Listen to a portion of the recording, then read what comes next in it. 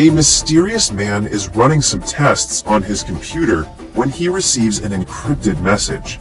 Decrypting the message, an AI appears and talks to him in real time, saying that it knows about the man's work that got terminated. A file with the name Transfiguration Project appears on the computer. However, the AI has the plan to complete the mysterious man's project. Hesitant, the man asks why, to which the AI answers that it is the only thing that is powerful enough to stop what's coming, the end of the world. The scene changes to a TV interview with an astrophysicist named Michael Swafford about his new book titled In the End, There Was Light. Michael discussed in his book the gamma ray burst, or GRB. The astrophysicist believes that a GRB will be the cause of the extinction of mankind in the universe. Michael explains that a dying star causes a GRB by releasing two narrow beams of intense radiation. He then confirms that there is a dying star in the Milky Way galaxy called AWR 104. Unfortunately, Earth sits directly in the path of the beam zone. In other words, it is like someone is standing face to face with a barrel of a gun.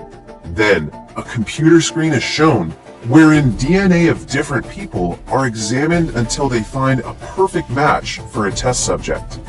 Afterward, a man named Joseph Stedman, also known as Joe, watches on TV a recorded video of his pregnant wife Heather and his daughter named Zoe. Joe and Heather talk about the possible name of their upcoming baby. Joe suggests that they should name the baby Rhea, which means ray of light. The Stedmans seem to be a happy family in the video, contrary to the current miserable state of Joe at the moment.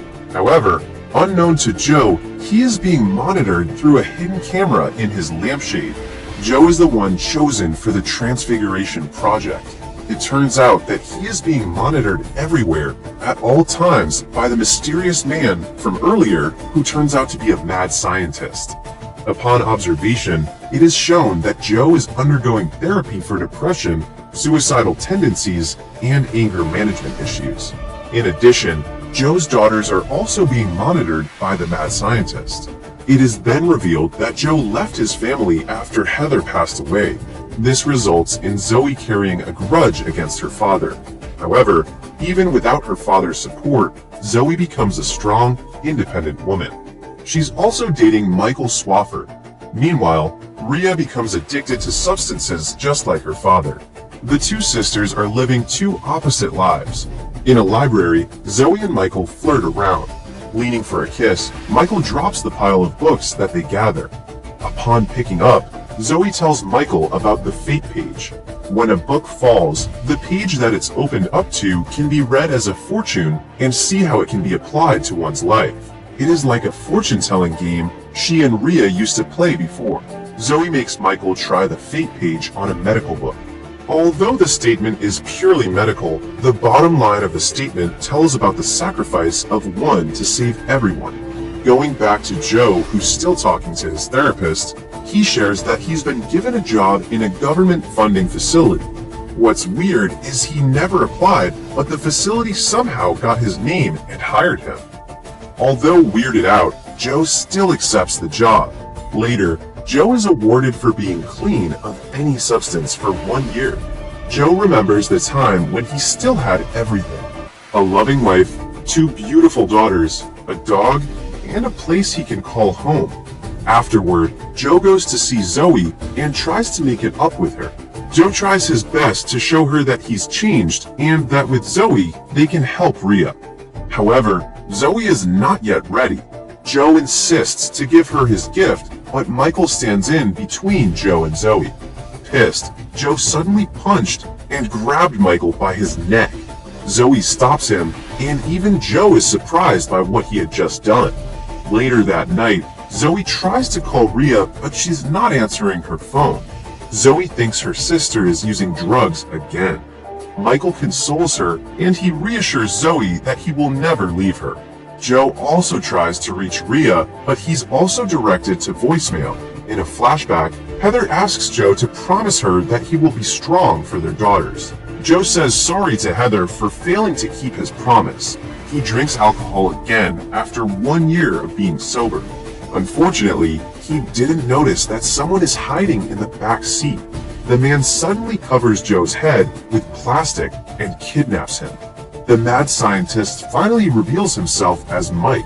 It is then shown that something is injected into Joe's eye. Joe wakes up in the streets, weakened and confused about the voice he's hearing in his head. He then finds a mini briefcase with a gun inside. Mike clicks a key on his keyboard and Joe screams in pain. Mike explains that they implanted a device through Joe's optic nerve. It allows them to see what Joe sees, and also makes Joe see what they want him to see. Mike makes Joe see Rhea buying some drugs. Mike also reveals to Joe that he's been watching his family for some time now. He then makes Joe see Zoe smoking while saying that his family is now broken because of him. He is playing with Joe's conscience in order to make Joe follow him. A woman named Sabi shows up and asks Joe what is happening. Joe tells her to call the police, but Mike blackmails Joe. He orders Joe to kill the woman or Rhea will be the one to die. With no other options, Joe picks up the gun and then pulls the trigger, but nothing happens. Mike tells Joe that he is Joe's higher power from now on. However, Sabi, who turns out to be an accomplice of Mike, tases Joe when he looks back at her. Meanwhile, it is seen that a dying star is indeed releasing a gamma ray burst in outer space. Sabi informs Mike that everything is ready. Joe, on the other hand, wakes up and finds himself trapped in a tight space. He tries to call 911, but the operator tells him that if he ever contacts the authorities again, they will kill his daughters. Finally agreeing to Mike's terms, Joe is released from the trunk of his car. Watching Joe through a drone, Mike orders Joe to go somewhere. The scene changes to Zoe watching a video of her and Rhea on her phone. She tries to call her sister again, but fails once more. Going back to Joe, Mike orders him to enter the house of a man named Charles Magret. Reaching Charles's room, Mike orders Joe to threaten Charles to open his safe. Joe is still hesitant to follow Mike's every order, but Mike just makes Joe see a gun pointing at his daughter's head, and Joe will have no choice but to obey him. Reaching the safe, Joe instructs Charles to authorize the laptop. Afterward, Joe is ordered to put his finger on the fingerprint scanner of the laptop. Data of Joe's DNA appears and the label written "sequence compatible" confirms that he is the one they are looking for. Even Charles cannot believe what he had just seen. Then, Joe puts a metallic LED device on the laptop. This allows Sabi to copy all the files on Charles's laptop. After getting what they need, Mike orders Joe to take out Charles. But Joe doesn't want to do such a thing. Distracted, Joe didn't notice that Charles already armed himself and knocks him down.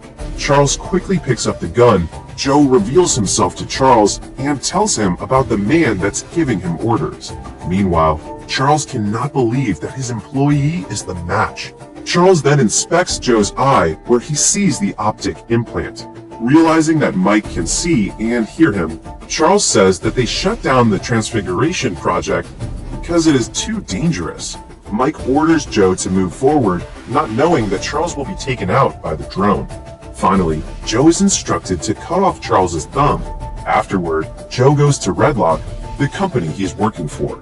At the same time, the drone controlled by Sabi releases mini drones that make their way to attach to the building's vent system. As Joe puts on a mask, the drones release chemicals that kill everybody in the building that inhale it. Joe begs Mike to stop, but he just shows Joe that the same drone is in his daughter's room waiting to be activated if he fails to reach the main facility in 4 minutes. Joe immediately runs to the main facility as soon as he can. Grabbing a key card from security, the security, who turns out to be alive, manages to shoot his gun. Joe evades the shot, but it's too near to his ear that it messes up the audio feed for Mike. Luckily, the audio feed got reconnected in time for Joe to reach the main facility. He then uses Charles's thumb to give Mike and Sabi access to the core. Joe asks if his daughter is fine, but Mike gives him one last order to secure his daughter's life. Joe is instructed to go inside the machine to turn on the throw switch. However, it is just a trap. As soon as Joe steps inside the machine, the door closes and the machine turns on. Joe asks why Mike is doing this. Mike simply tells him that it is in his DNA that he's the perfect subject. Mike also adds that when the universe decides what it wants, there is no point in resisting. With that, the Transfiguration Project commences. Joe's DNA starts to transform. Then, the procedure causes a big explosion in the building. The aftermath of the explosion is devastating while Mike is relaxing on violin music. The AI asks Mike if it's successful, to which the mad scientist says yes. Joe is alive and is currently ready for testing. Meanwhile, Michael is comforting Zoe, who's currently breaking down after watching the news about the explosion on Redlock. Zoe regrets that she didn't give his father a chance when he was still around. She also wishes that she never gave up on him. But as stated, Joe is still alive and wakes up in his home wrapped in a big foil bag. Joe asks what did Mike do to him. Instead of answering his question, Mike discusses about scientific things that Joe knows nothing about. Joe tries to call his daughter, but the phone is not working. Pissed, Joe releases an energy force that affects the electrical appliances around him. Lights start coming out of Joe's hand. He punches a wall in anger and he easily destroys the wall of his bathroom. Mike is amazed at what he's seeing. Mike explains that he transforms Joe's weakness into strength. His anger, fear, anxiety, and the overall chaos living in Joe's body are now the source of his infinite power. Mike adds that Joe can use his newfound powers to save his family's life. He then gives Joe a new mission. Having no other options, Joe just follows Mike's order. He immediately goes outside but finds his car missing. It is then revealed that Joe's power is electromagnetism. Joe manages to start a motorcycle by releasing some energy out of him. The angrier Joe is, the stronger he gets. Mike proceeds to explain that everything is just a matter of cause and effect as he plays with his pendulum. To test Joe, Mike orders him to confront a man named Nico Sola, the man responsible for Ria's addiction and taking advantage of her. Meanwhile, Zoe sees the gift that Joe put in her bag earlier. Opening it, she sees the rock she gave him as a child, proving that Joe always loved her no matter what. The scene changes back to Joe reaching what seems to be a warehouse. Joe roams around until he finds a man and asks if he's Nico. Instead of answering, the man points his camera at Joe and flashes at his eyes, then runs away. Joe chases after him, but his unfamiliarity with the place gives Nico the advantage to ambush him. Nico ties Joe up and asks for his name. As Joe says his surname, Nico realizes that he is Ria's father. Nico then smacks him and shows a videotape with the label Ria. In the video, Ria is drugged out and completely messed up, while Nico is molesting her.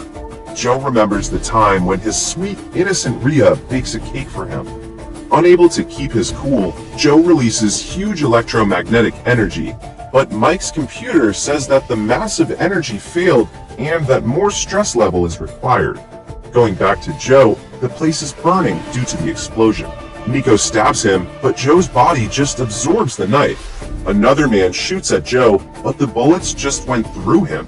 Joe then retaliates and pulls out the knife, stabbing the man that shot him. But the knife turned into energy as it goes through the man's neck. Meanwhile, Nico manages to get in his car before Joe catches up to him. It is because Joe stops to help a woman to get out of the warehouse. Nico plans to hit Joe, but Mike makes him see Ria's video once more, causing Joe's anger to rise. This allows Joe to release another electromagnetic energy, but this time in a concentrated area focusing on Nico's direction. Joe asks what is happening to him, but Mike just tells Joe that he fails again. He also says that police are coming and instructs Joe to turn himself in for him to reflect deeper within himself. But instead of following Mike, Joe tries to run. Unfortunately, the police still cornered and arrested him. After some time, Joe is interrogated about what he knows about the Redlock incident and other blasts that happened recently.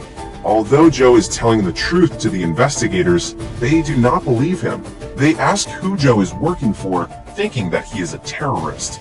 Mike orders Joe to say he's working for a higher power, which only makes Joe crazier in the eyes of the investigators.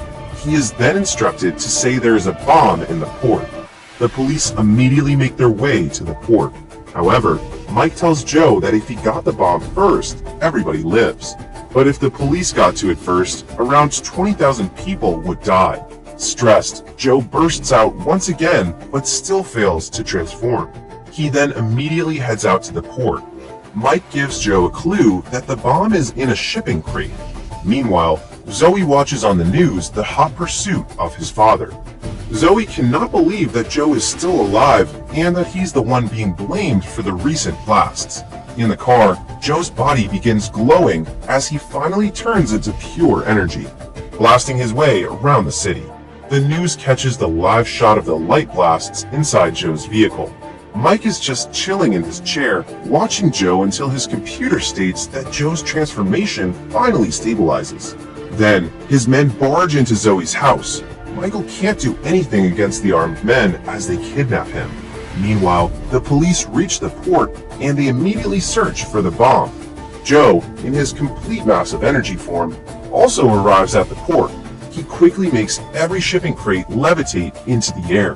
The explosion sets off in the air, but the impact throws other shipping crates around, causing one container to hit an airplane. The plane crashes into a railway. Fortunately, Joe manages to save both the plane and the train by using his electromagnetic energy. He stops the plane from crashing further while preventing the train from falling down the tracks. Afterward, Joe goes to Zoe's house but finds nothing but a laptop. Mike mocks Joe's cowardice. He then shows Joe that he has Zoe and Michael. Touching the laptop's screen, Joe manages to track where Mike and Zoe are and immediately goes into Mike's hideout. Arriving at the hideout of the man that put him into the suffering, Joe makes a shield around Zoe and Michael as he destroys the whole place. The security stares in horror as they see for the first time Joe's form. They try to take him down, but Joe easily disposes of them as he continues to wreak havoc in the place. Joe manifests an image of his former self as he talks to his daughter. He reassures Zoe that everything is fine and that they will go to get Rhea. Meanwhile, Michael looks at Joe in awe as if he saw a god. After some flashbacks, it is then revealed that the AI that Mike is talking to from the beginning is actually a video feed of Michael. Michael is the one who pushes Mike to pursue Transfiguration Project. The scene changes to outer space, where the gamma ray burst is already on its way to planet Earth. As the beam approaches the planet, Mike orders Michael to shoot Zoe. Angry, Joe blasts Michael off. He immediately attends to his daughter, assuring Zoe that they will go home. Unfortunately, Zoe passes away after asking for forgiveness from her father. Joe clings to her dead daughter while saying sorry over and over again. He remembers the last time he hugged Heather, Zoe, and Rhea all together. Mike finally stands up from his chair to watch Joe grieve for Zoe. To worsen the situation, Joe sees on a monitor that Mike's men barge into Rhea's apartment. They put the gun in her hand and then blow her head off, making it look like she commits suicide. Losing both Zoe and Rhea is the last straw for Joe. He completely loses it as everyone he loves is now gone. Joe bursts out as huge electromagnetic energy. It's so huge that he becomes the shield of the Earth. Reaching omnipotence, Joe became a god of his own. And in his dying words, Mike submits to Joe while uttering the phrase, "Deliver us." In space, Joe protected the Earth from the gamma ray burst from a dying star. Although he fails to protect his girls, Joe manages to protect mankind as he becomes its protector. But this doesn't stop Joe from fulfilling his promise to Heather. Using his omnipotence, Joe revives Zoe and Rhea. Zoe and Rhea wake up on the beach where their family used to go.